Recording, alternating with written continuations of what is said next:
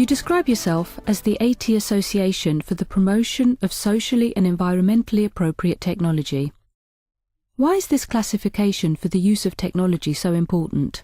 For us as AT Association, appropriate technology stands for small scale, for decentralized, and also for environmentally sound technologies.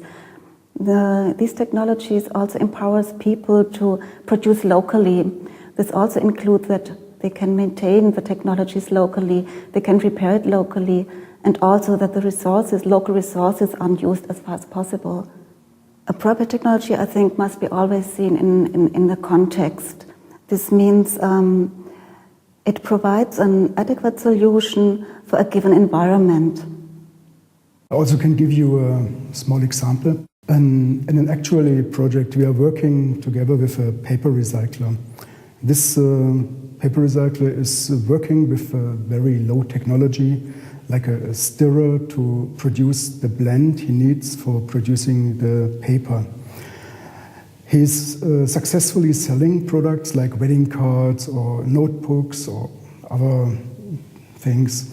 But the customers now are demanding more products and better quality of the paper. And therefore he has to shift to another technology. For producing a high-quality pulp, he needs, for example, machinery like an extruder. Extruder is more technically, but we see it as appropriate as the working environment changed dramatically.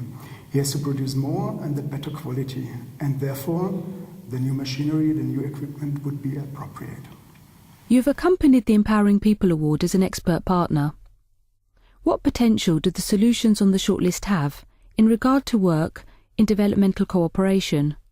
What do you think? I think all the shortlisted solutions really have the potential to contribute to solve problems with view on basic needs in developing countries. And what I think that these shortlisted solutions will make the life of the people a little bit easier, a little bit comfortable, and also healthier or safer.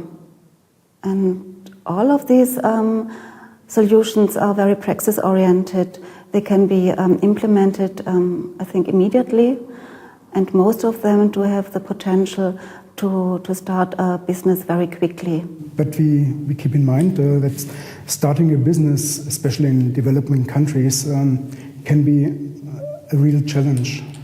This is mostly due to lack in knowledge how to operate a business. The business know-how of entrepreneurs is sometimes not really existing. And for example, how to make a business plan. This is very difficult if you do not have the experience in calculation and other processes necessarily. Market study or concept for marketing, this is very challenging. But generally what we have seen is the entries all show and all give fruitful impulses. What has to happen for this potential to have an effect in practice, so that the people needing these solutions are actually reached?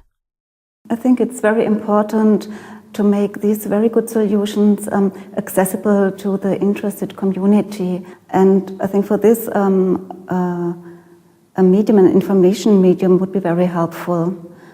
When we looked through the entries, we got the impression that some of the submitters did not have the information that their submitted solutions are already existing in other parts of the world or available in other parts of the world. And for that reason, I really think it's important to provide information, to provide know-how, because this is the only thing which brings the development in these countries.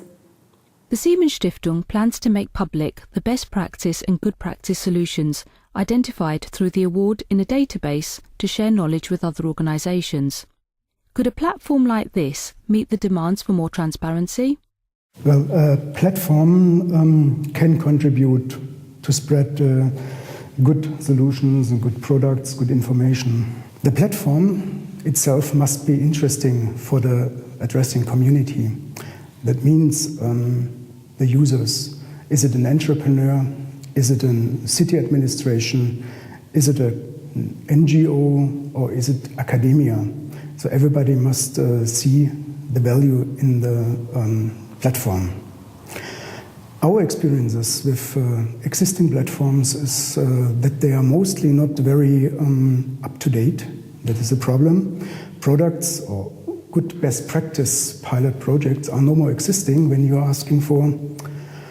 And often in such platforms, there is no idea about the implementation, how to implement it in a different environment.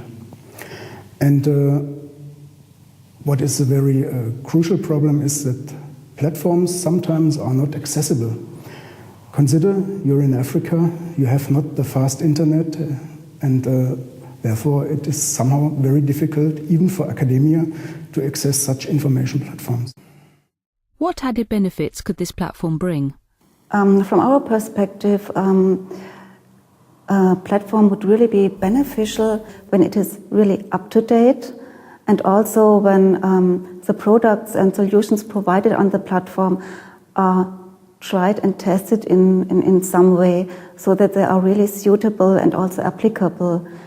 And would be also very helpful to have some information about actual prices, about whom to contact and where to get the products. And the most important thing I would say is that the users have to have the possibility to share experiences. This means also positive and negative experience which they made with the products or solutions. Also to tell about the constraints, for example. And I really think this will be very important for transparency. Maybe to give you again a small example. There is no discussion that, for example, the unheated biogas domes are very appropriate technology. But you see, it is a dependency from the climatic region. What is working in India must not necessarily work, for example, in the Altiplano of Bolivia. There's a saying that if you have to wear a thick pullover, these unheated biogas digesters are not working. Knowing this, you have to think about the economics behind of your facility or what you're planning, and therefore you have to adjust it.